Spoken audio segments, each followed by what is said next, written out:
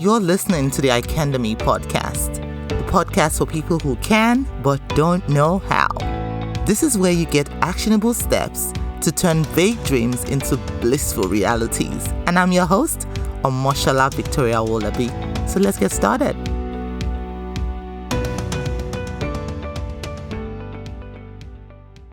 Do you ever think to yourself, I want to be able to impact lives, leave an imprint in this world, but you feel isolated, stuck, unclear on how to show up or get started? If you've answered yes to this question, I want to extend a very special invitation to you to join us on our upcoming workshop, the Courageous Confidence Workshop. This workshop is live, where we get to work together on that call so that you can crack the confidence code, awaken your inner giant, show up authentically, and attract your tribe. Head on over to offers.icandemy.org/courageous.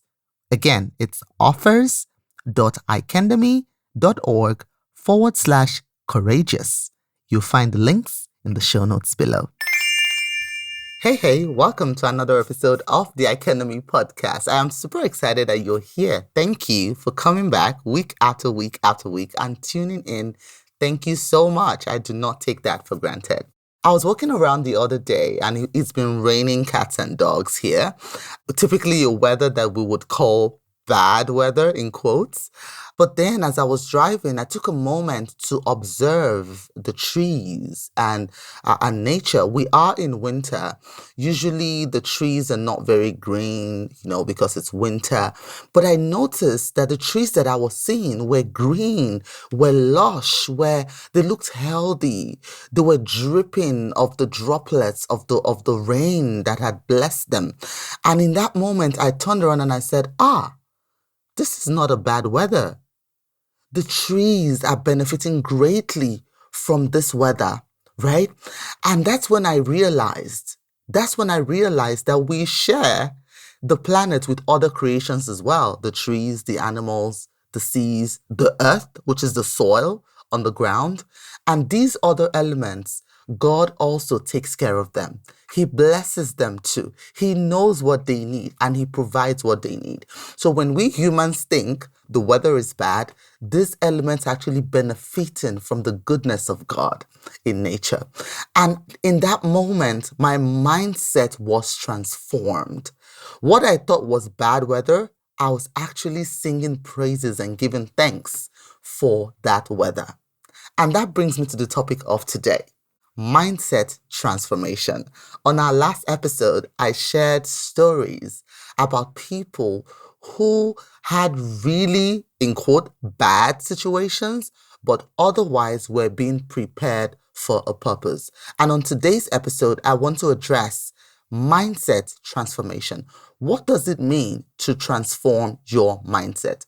In my little understanding, or the way I choose to define it, mindset transformation is when you change your mind and see a situation that is seemingly bad, in quotes, and find a way to turn that situation around for good, with the help of the Lord, obviously, right? In a way that you say, you know what, this situation would have buried me, but I am willing to see the silver lining in this.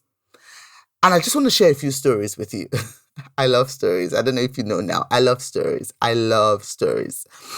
A couple of years ago, when I worked as a career advisor, I had a student. So part of my role then was to bring in students to come study at the college where I worked from all over Africa. And one of these boys came. His mother had paid his fees. Young, talented, brilliant boy. He had come to study as well. Not just him. It was him and a group of other people. And when he came, unfortunately, his mom lost her business in a fire. She could no longer afford to pay his fees, but this boy was determined to find a way. Now, these fees are not cheap.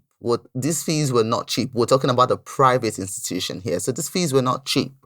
But one thing I admired in a boy so young like that was his tenacity. He said, you know what? Because he couldn't at some point, he only studied for one term. and he couldn't afford to pay anymore.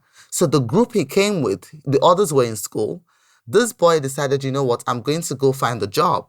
So he starts out, he's selling, I don't know, he finds somebody, he's getting like hair supplies, like hair piece, like attachments and weaves and weave-ons and braids.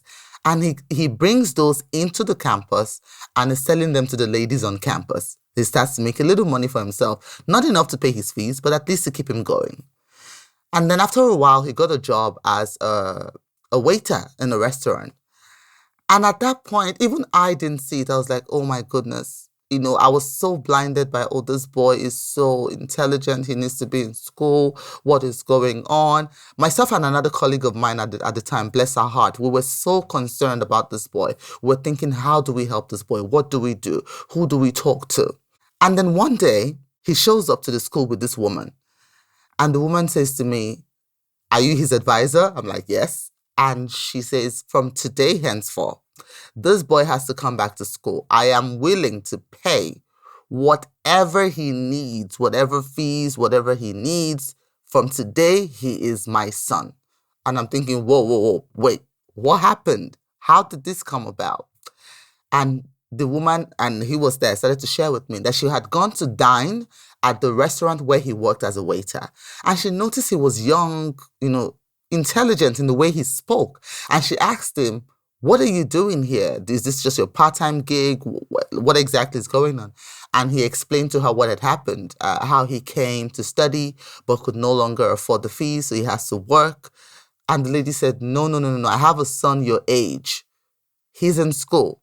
There is no reason why you shouldn't be in school. I will take up your responsibility. She phones her husband immediately and she says, look what I just heard.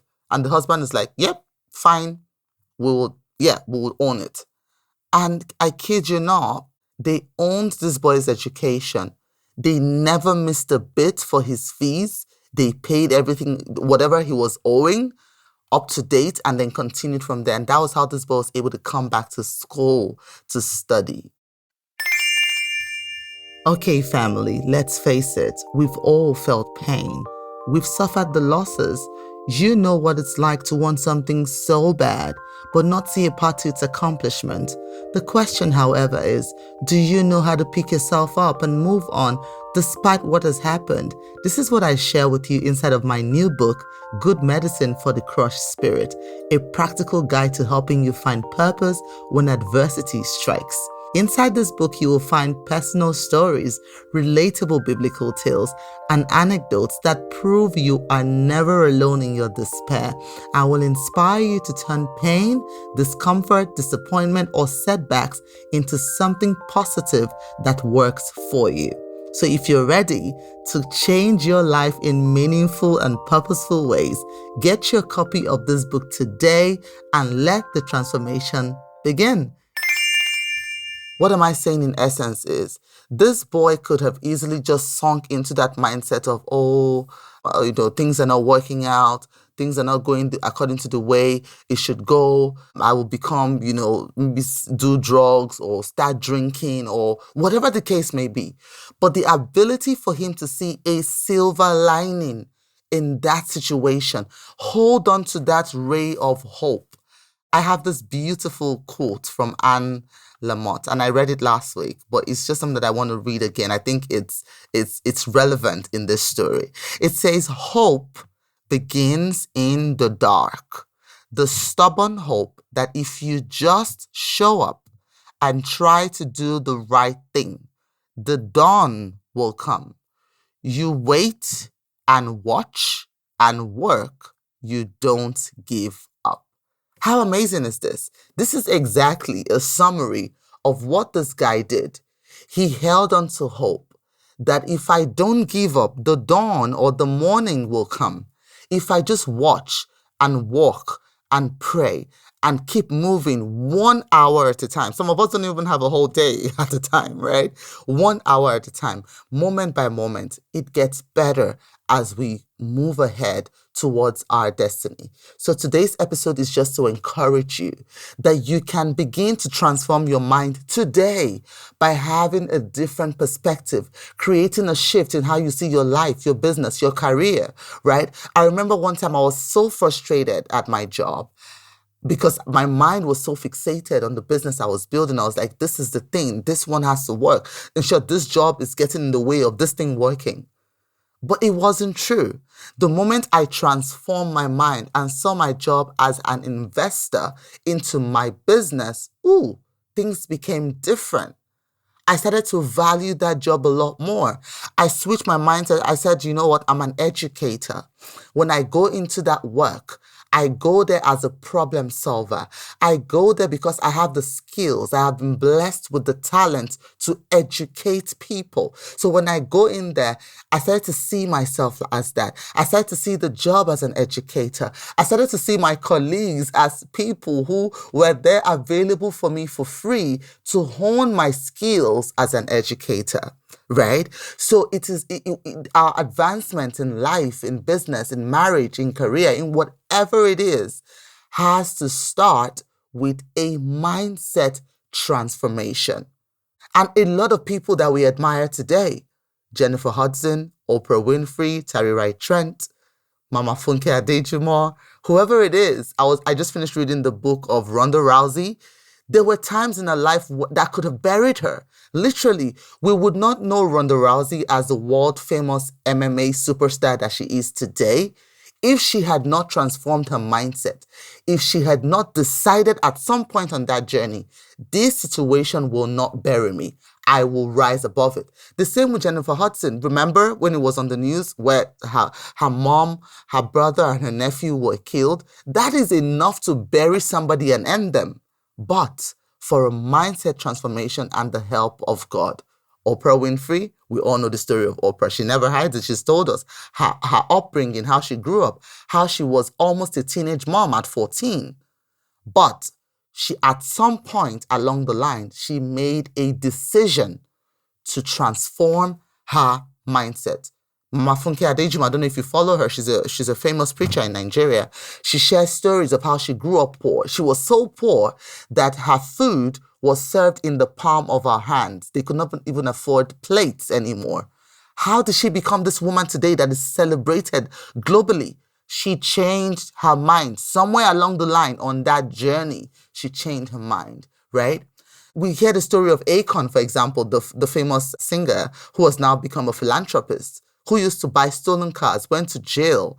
How did he become this beloved musician, philanthropist that is providing electricity in an African nation? He changed his mind along the way. Bishop T.D. Jakes, one of my most respected preachers that I listen to, how did he have a speaking limitation, could not afford to pay his bills, and then become this widely respected father and preacher to nations? He changed his mind along the journey. Tyler Perry, we all know Tyler Perry. Even if you don't know him, you may have watched his movie, Madea, one of the series of the Madea movies. How did he become this respectable filmmaker? How? A man that was abused as a child, grew up poor. He changed his mind. I read his book as well. Higher is Waiting. You should get the book and read it. Very good book. Higher is Waiting. He shares stories of the challenges and how he was able at one point decide through the power of his imagination to escape his present reality so that he can become the man that he is today. Trevor Noah. Our beloved Trevor Noah. I lived in South Africa for a couple of years. So I don't know Trevor Noah on a personal note, but I know him in terms of, yes, he's one of the, stand-up comedians in South Africa or from South Africa, who is now the host of The Daily Show. This man used to drive a taxi at some point in his life in South Africa. This man did. I read his book, right? Born a Crime. And if you read the stories, you will see that there was a point where they put their foot down and said, you know what? Enough. I am ready to transform my mind. And that is what I want to share with you today. That the journey towards self-actualization, I don't like to use the term success a lot because that term has been so abused, that when we say the word success, most people equate that to money, but success is way beyond monetary value. Success has to do with becoming the highest and truest version of yourself, fulfilling destiny and purpose according to the word of the Lord over your life, according to the intention of the Lord over your life. Yes, money most times is a byproduct of that, but that is not the focus. Because if you put that as the focus, chances are we will fall into unscrupulous practices as we work that journey. So that is why I don't like to use the term success a lot. I like to use the term self-actualization in accordance with the word of God over your life, right? So that journey, as we go through that journey, begins with a mindset transformation. Start to see yourself the way God sees you. Right? Jeremiah says, before you were formed in the womb, I knew you. I called you by name. It means you are not a biological accident.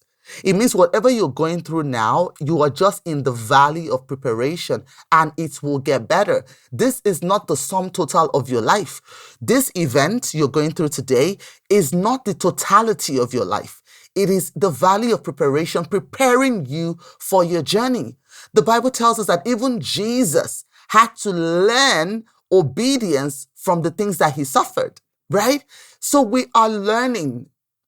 When we go through challenges, right? Challenges are like a refiner.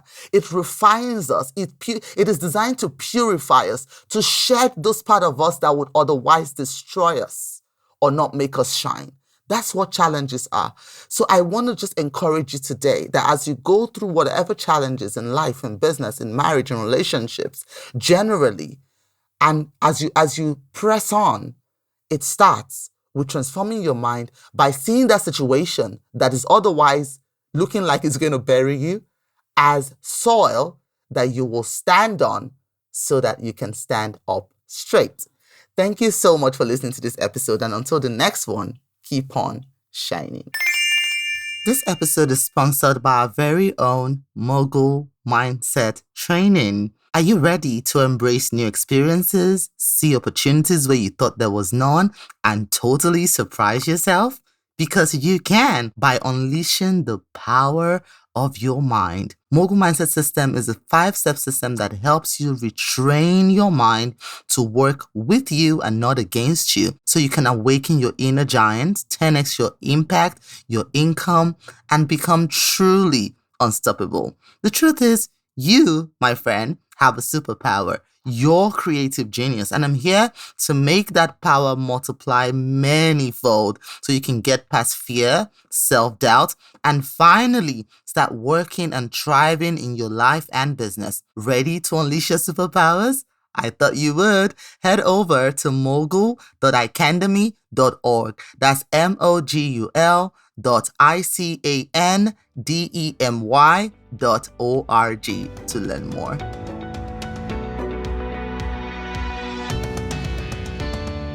So there you have it. Thank you so much for listening. And for more content like this, follow us on our social media handles. On Facebook, it's at Icandemy, the Facebook page. On Instagram, it's at Icandemy. Or come say hello over on my personal page. On Instagram, it's at Omoshola Speaks. On Facebook, it's Victoria Wolabi. Feel free to reach out, introduce yourself, say hello. I love meeting you. And if you have any stories that you feel will inspire another woman to action, I want to hear from you. I really do. I love hearing from you. Send me an email to hello@icandemy.org. So it's hello@icandemy.org.